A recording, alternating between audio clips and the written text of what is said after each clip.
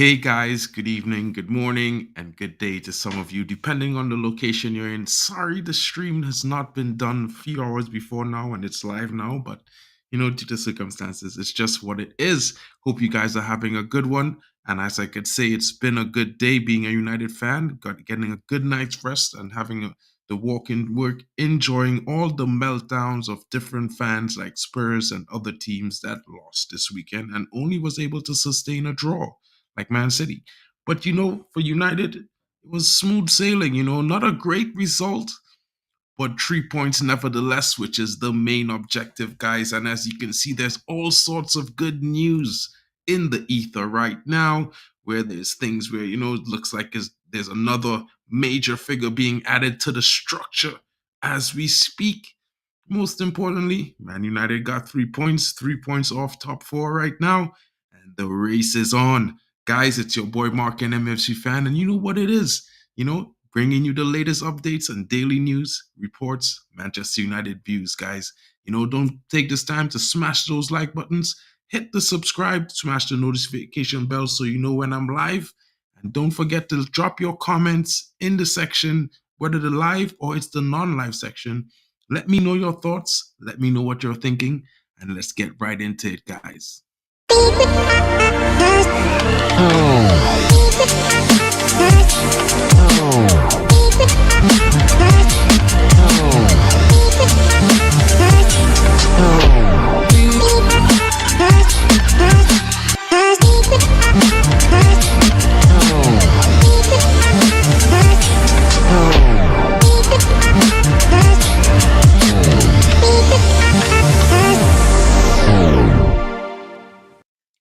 And big up to everyone that's joining me, whether it be live or not live. And as I get right into it, before I make my own determinations about the game, let's hear what one of the top pundits had to say about this result for Manchester United, guys.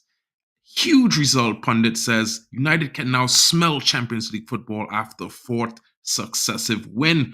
Manchester United's 2-1 win over Luton on Sunday marked a fourth consecutive Premier League victory. Guys, the current Red Devils sit 5 points adrift from top four, and 25 after 25 matches played, Tottenham Hotspurs have sustained a costly loss to Wolverhampton's at home on Saturday, meaning United's win moved them within 3 points of Ange Postecoglou's side. United's future schedule has them facing teams in the bottom half of the table in 4 of their next 5 matches, starting with Fulham at Old Trafford on February 24th. So on paper, they're the favorites to claim pretty much the maximum points as possible over the coming game weeks. Wedged in between the fixtures, though, is a trip to the Etihad to take on second place reigning champions Manchester City on the 3rd of March for high stakes derby meeting. Last season, the Reds conceded 4 first half goals, with both Phil Foden and Erling Haaland registering hat tricks in the 6-3 clash. As it stands, momentum is certainly with Erik ten Hag's men, and they must use this spirit to make something positive of the remainder of the campaign. Also, last season, in the return fixture, Manchester United won 3-1 to Manchester City. So it's not as though the blue side has done the double over Man City last season. They have yet to do it. And let's see if they are capable this season, because you know what? The Reds are in fine fettle. Reacting to their win over the Hatters last night, Jamie Redknapp said, Sky Sports Studio, they were relentless. Rasmus Højlund's red hot right now. Second half on the counter attack, there are plenty of chances. They're getting themselves on a bit of a run, a bit of confidence. They can smell top four now. They can smell a bit of Champions League football. And obviously, with Spurs stuttering yesterday, it's a huge result for the Reds. Guys, what are your thoughts in the comments? Let me know what you are thinking. Erik ten Hag certainly isn't pleased. He's been a bit disappointed with the entire performance of the game, but he's happy with the result nevertheless. Let's hear some issues that he was talking about, because he has been very unhappy with the way the referees have been treating his team. He said that there's very much has to be some arcane behavior with some of the referees in the way they're treating Casemiro. Let's get right into the story, guys, because it's very imperative that you get all the news first before we react to it later on. And Erik ten Hag is unhappy regarding the treatment of one of his Manchester United players. Erik ten Hag has taken aim at Premier League referees. After being booked by fouling Amari Bell, Casemiro avoided a second booking when he challenged Ross Barkley without being sent off. Lots of Scott McTominay took off for the 31-year-old at the interval, and Ten Hag acknowledged that his midfield player ought to have been sent off. He took a hard stance against referee David Coote for placing Casemiro in that situation after he had unfairly been given a yellow card earlier in the match. I don't think it's a booking, the first one, Ten Hag admitted. Again, with Casemiro, it's very harsh to concede the first booking, and I don't understand why. And then, of course, in the second, it was a booking, very clear. But I also think that the referee knows what's going on with the first one. And I think the refereeing in general, it can't be all the time Casemiro. By his first tackle, they book him. Since his transfer from Real Madrid in 2022, Casemiro has been dismissed 3 times. Rob Edwards, the manager of Luton, voiced his annoyance at Casemiro being given the opportunity to avoid punishment for 2 consecutive challenges. He told beIN Sports, I think the fact he came off at halftime maybe tells you a little bit about that story. So yeah, I think maybe he got away with one there. It's tough. We need decisions to go our way, but I'm not the one to complain about things. In the end, I think a lot of the game was in our control. After defeating Luton 2-1 on Sunday afternoon, United pulled within 5 points of top 4. The Red Devils were in control despite Carlton Morris cutting the score in half soon after.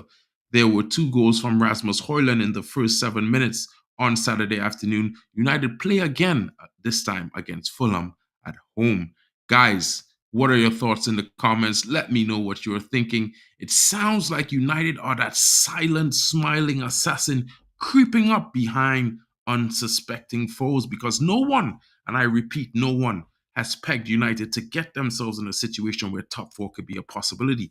Everyone claimed Chelsea would finish above United, as well as teams like, even Brighton, Newcastle, all of whom are competing right now for mid-table between 8th, 9th, and 10th.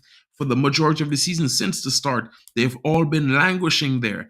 And it's one of those things where we hear these hipsters talk about the Serbi ball, and they talk about Poch ball, and then some of them even talking about Brighton, talking about other teams, and they're just not doing it. What about Eddie Howe? They're doing amazing stuff at Newcastle. Has anyone seen Newcastle?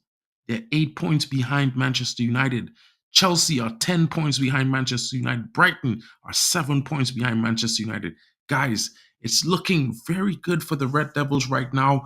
If only we can continue performances like the 3 games previously to this last game and have a solid game, it's going to be difficult for teams to beat us going forward. And with these current run of victories, guys, confidence must be high among the Red Devil faithful. Big up to you, Shea Arsenal fan. Enjoyed an amazing win this weekend. 5-0. Wow. Soon enough, United is going to be doing some wins like that. I can't be jealous of you, bro. I could only say, you know what? I hate to see you win because you're my buddy. It's all love. But at the end of the day, rival Arsenal, you're always going to be a rival. Liverpool, you're always going to be a rival. City, you're blue. Chelsea, you're blue. We are the Red Devils. There's no friends and rivals. You know what I mean? It's all good in the hood, but it's football and we love it. You know what? Everyone's here for it. And I am too. And there's some other news, guys. Newcastle has issued a statement. And I'm just going to get into this right now because, as I was saying earlier, it wasn't a great performance.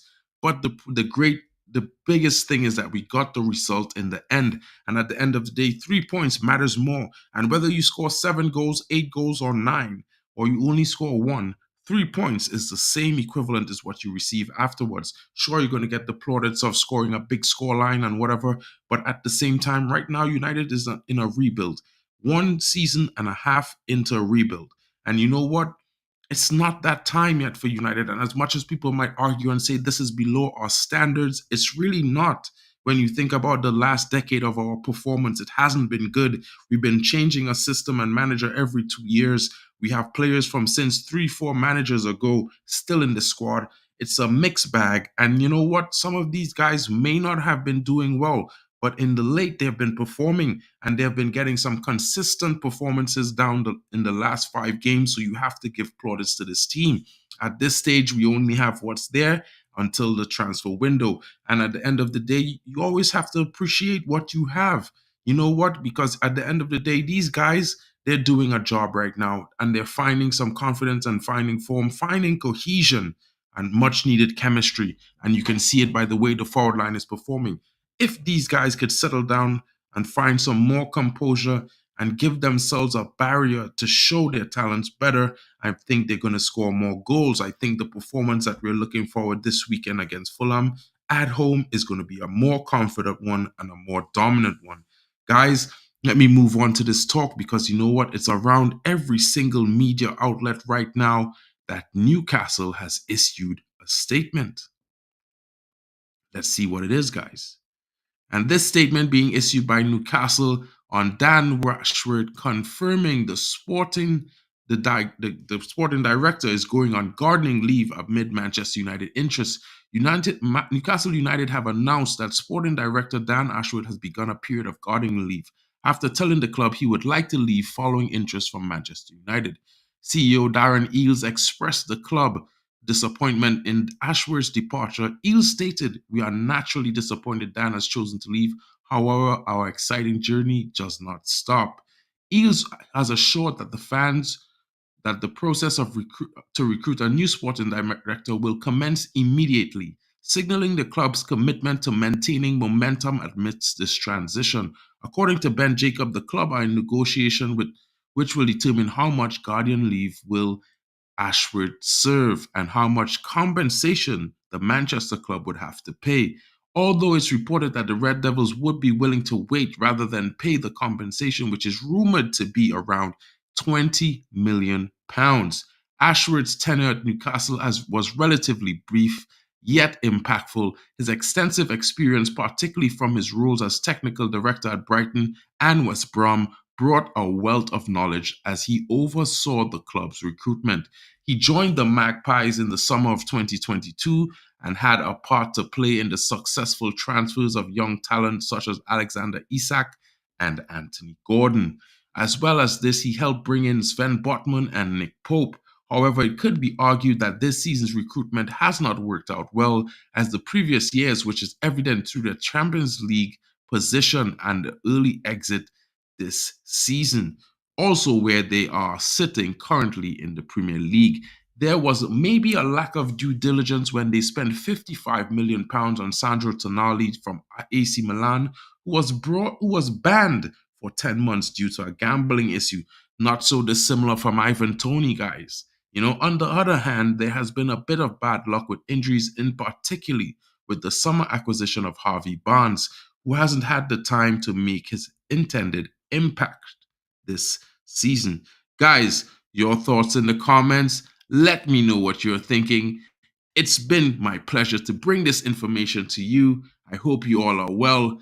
Big up to you, Stephanie Griffith. Good morning to you. I know it's a late one, but I had to drop this because I have to do some stuff in the morning. It's work. 5 likes. Big up to all those coming in. Big up to you too, Miss Messiah. Hope you're well. Shea Arsenal fan, you know what it is. And like I always say, guys, the biggest questions that we need to ask right now is how does Dan Ashworth come in to United? What does he bring to the table? How does he impact us going forward? Where does the needle sit? How long are we going to be patient to see what the impact of his acquisition means to United? And I would say to fans, be patient, because you know what, whether he comes in now or 6 months from now, it's still going to take him at least a year for us to actually see what are the results of his actions and his approach and ideology to the systems and the problems at Manchester United. Also, there's also Omar Barada, who should be starting very soon, already making some decisions or suggestions according to what he would like to be done, with his assistant soon to be hired as well. And, there was reports right before I went live saying that, Manchester United are willing to pay £6 to £8 million for compensation for Dan Ashworth. So maybe tomorrow morning, guys, you're going to be waking up to news that Dan Ashworth will be announced as the new DOF of Manchester United. Guys, it's been my pleasure to bring this report to you. It's been a good weekend for us Red fans as we look forward to the coming week at home. Most importantly, United at home versus Fulham. Guys, let's see what's in store. There are also other matches this week. We'll be doing a roundup on Football Power Hour tomorrow. As you know, Everton faced Crystal Palace earlier on tonight.